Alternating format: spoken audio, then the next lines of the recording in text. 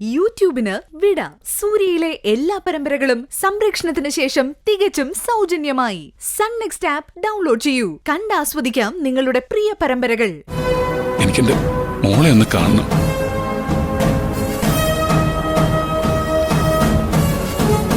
എനിക്ക് വൈകി ഒന്ന് കാണണം.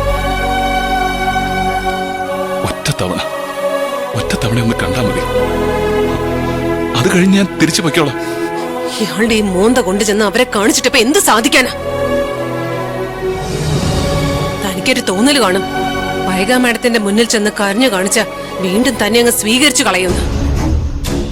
ഇല്ല കാർത്തിക്, മാഡം ഇന്ന് ലോകത്ത് ഏറ്റവും വെറുക്കുന്നത് നിങ്ങളെയാ. മര്യാദയ്ക്ക് ഇറങ്ങി പോവാൻ നോക്ക്. പ്ലീസ് സുന്ദരി, പറഞ്ഞില്ലേ ഞാൻ, ഒറ്റ തവണ മതി. നിന്നോടല്ലേ പറഞ്ഞത്, ഇറങ്ങി പോ.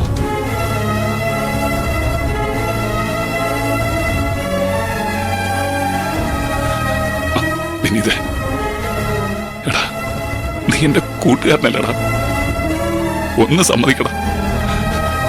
ഞാൻ എന്റെ വൈകിയ മോളെ ഒന്ന് കണ്ടോട്ടറാ. പെങ്ങളെ, ഇവനോടൊന്നും മര്യാദക്ക് സംസാരിച്ചിട്ട് കാര്യമില്ല. ഇറങ്ങി പോടാ വെളിയില്. വിനീതേ, എടാ എടാ, ഒറ്റ തവണ ഒന്ന് കണ്ടോട്ടറാ. എടാ പ്ലീസ്.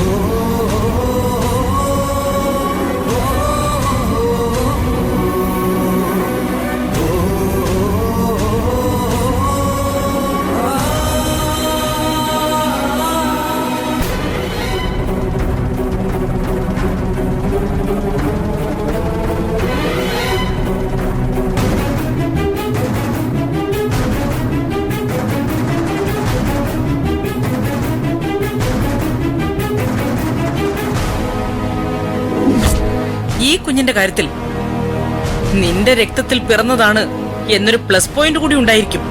പക്ഷേ ഇന്ന് ഈ കുഞ്ഞ് നിന്റെ കയ്യിൽ ജീവനോടെ ഇരിക്കുന്നുണ്ടെങ്കിൽ അത് മറ്റു പലരും വിചാരിച്ചതുകൊണ്ടാ. അത് മറന്നു പോകരുത്.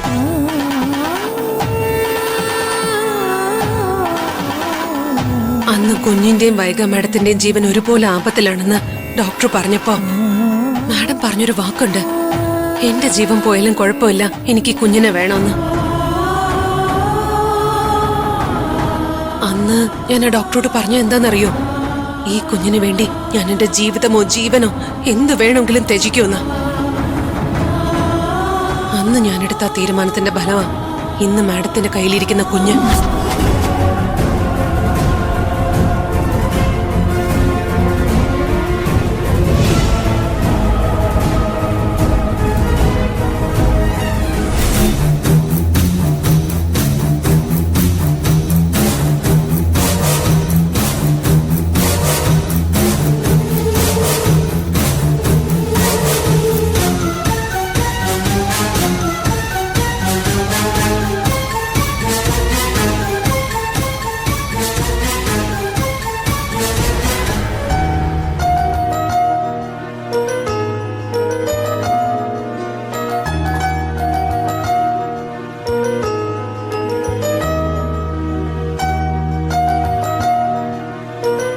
വിനുദേട്ടൻ എന്താ ഇവിടെ വന്നിങ്ങനെ ഒറ്റയ്ക്കിരിക്കുന്നേ? വിനുദേട്ടാ, എന്തു പറ്റി?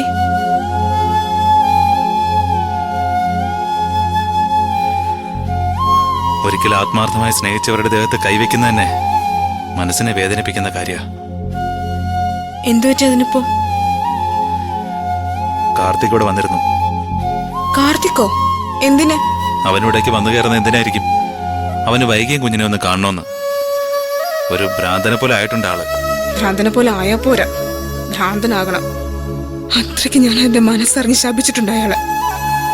കണ്ടിട്ട് എന്നെ സങ്കടം തോന്നുക. ഒന്ന് പിടിച്ചു തള്ളിയപ്പോ തന്നെ വേച്ചുപോയി. സ്വന്തം ജീവിതം സ്വയം നശിപ്പിച്ച വൃത്തികെട്ടവൻ. നമ്മൾ മാത്രമല്ല വിനിതേട്ടാ, ഈ ലോകം മുഴുവൻ അയാളെ പുച്ഛിച്ച് തള്ളും, ആട്ടി ഓടിക്കും. അത് കണ്ടാലും ഒരു തുള്ളി കണ്ണീര് പോലും വരില്ല എനിക്ക്. നമ്മുടെ ജീവിതത്തിലെ ഏറ്റവും വലിയ സന്തോഷത്തെയാ അവൻ തല്ലിക്കെടുത്തി കളഞ്ഞത്. എന്റെ കുഞ്ഞിനെ കൊന്നു കളഞ്ഞവനവൻ.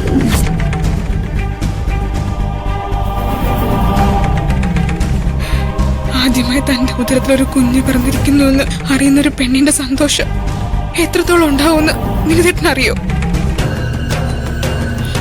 അതറിഞ്ഞ് വിനിതേട്ടന് ഒരുപാട് സന്തോഷിച്ചല്ലേ. പക്ഷെ ആ സന്തോഷത്തിന് ഒരു ദിവസത്തെ ആയുസല്ലേ കാർത്തിക് എന്ന് എന്റെ അങ്കിള് തന്നുള്ളൂ.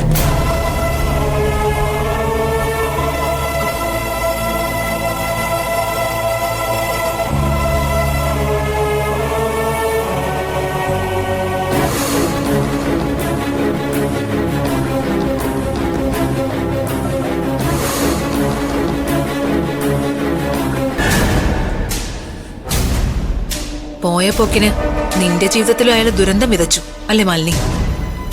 അങ്ങനെ സംഭവിച്ചു. പറഞ്ഞിട്ട് കാര്യമില്ലല്ലോ. എല്ലാം കാട്ടിക്കൂട്ടിട്ട് പറഞ്ഞിട്ട് കാര്യമില്ലല്ലോ എന്ന് വാചകത്തിൽ ഒതുക്കാം. അതാണല്ലോ എളുപ്പം. പറയുന്നത് കൊണ്ട് വേറൊന്നും വിചാരിക്കല്ലേ. നിങ്ങളുടെ ഭർത്താവെന്ന് പറഞ്ഞ എന്റെ അങ്കിള് എന്റെ സുന്ദരിച്ചിയുടെ കഴുത്തില് താലി കെട്ടിയതാ. അത് കഴിഞ്ഞാണല്ലോ നിങ്ങൾ പ്രണയം അറിയിച്ചതും ചേച്ചി ഉപേക്ഷിച്ച് അയാൾ നിങ്ങളോടൊപ്പം കൂടിയത്. നിങ്ങളുടെ ആ പ്രണയം കൊണ്ട് ഈ ലോകത്ത് ആർക്കെങ്കിലും എന്തെങ്കിലും ഗുണമുണ്ടായോ? സുന്ദര ചേച്ചിയുടെ ജീവിതം നശിച്ചു. അങ്ങയുടെ അച്ഛൻ മരിക്കാൻ പോലും കാരണക്കാരൻ അയാളാ. അറിയോ മാഡത്തിന്?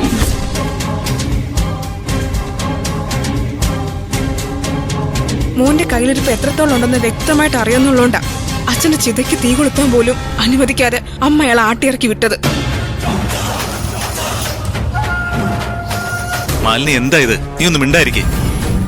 അയാളുടെ താലിക്ക് മുന്നിൽ തല കുനിച്ച് നിന്നൊന്ന് ഒറ്റ തെറ്റ് മാത്രമേ സുന്ദര ചേച്ചി ചെയ്തിട്ടുള്ളൂ. എന്നിട്ടോ ആ പാവത്തിന്റെ പേരിൽ ഒരിക്കലും ഒരു അമ്മ അവനാവില്ലെന്നുള്ള കള്ള സർട്ടിഫിക്കറ്റ് ഉണ്ടാക്കി എല്ലാവരുടെയും മുന്നിൽ കാണിച്ചു കൊടുത്ത വഞ്ചകൻ അയാള്. സ്വന്തം കുഞ്ഞിന്റെ വിലയെക്കുറിച്ചും സ്നേഹത്തെക്കുറിച്ചും ഒരുപാട് പറഞ്ഞിട്ടുണ്ടാവുമല്ലോ അയാള് മാഡത്തിനോട്. നിങ്ങളും അയാളും ചേർന്ന് കുഞ്ഞിനെ വളർത്തുന്ന 1000 സ്വപ്നങ്ങൾ കണ്ടിട്ടുണ്ടാവും. എന്നിട്ടാ ആ മനുഷ്യൻ എന്റെ കുഞ്ഞിനെ വയറ്റി വെച്ചതിന് നശിപ്പിച്ച് കളഞ്ഞത്. സുന്ദര ചേച്ചി തിരുവനന്തപുരത്ത് എക്സാം എഴുതാൻ പോകരുത്, അത് മാത്രമായിരുന്നു അയാളുടെ ലക്ഷ്യം. അയാൾ പ്ലാൻ ചെയ്ത് നടപ്പിലാക്കിയ ഒരു ആക്സിഡന്റ്. നഷ്ടപ്പെട്ടത് ഞങ്ങൾക്ക് ഞങ്ങളുടെ കുഞ്ഞിനെയാ. ഈ വിനിതേട്ടന്റെ സ്ഥാനത്ത് വേറൊരാളായിരുന്നെങ്കിലേ വീട്ടിൽ കയറി വന്ന് വെട്ടിക്കൊന്നേൻ അയാളെ.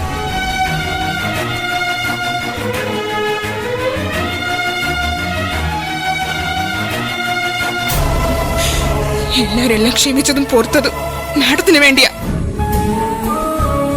മാഡത്തിന്റെ വയറ്റിൽ വളർന്ന കുഞ്ഞിന് വേണ്ടിയാ. കണ്ണിന് പകരം കണ്ണെടുക്കാൻ ആർക്കും അറിയാഞ്ഞിട്ടല്ല. അത് ശീലമില്ലാത്തവരായിപ്പോയി ഞങ്ങള്. അത്രേ ഉള്ളൂ മാഡം.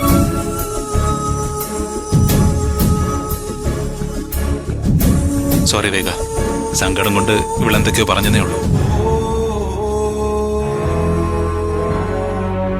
തോളി കൈയിട്ട് നടന്ന കൂട്ടുകാരനല്ലായിരുന്നോ? അവന്റെ അതേ തന്ത്രത്തിൽ സൗഹൃദം നടിച്ച് തോളി കൈയിട്ട് നടന്ന് ആ കഴുത്തങ്ങ് മുറുക്കി കൊന്നോളയായിരുന്നില്ലേ?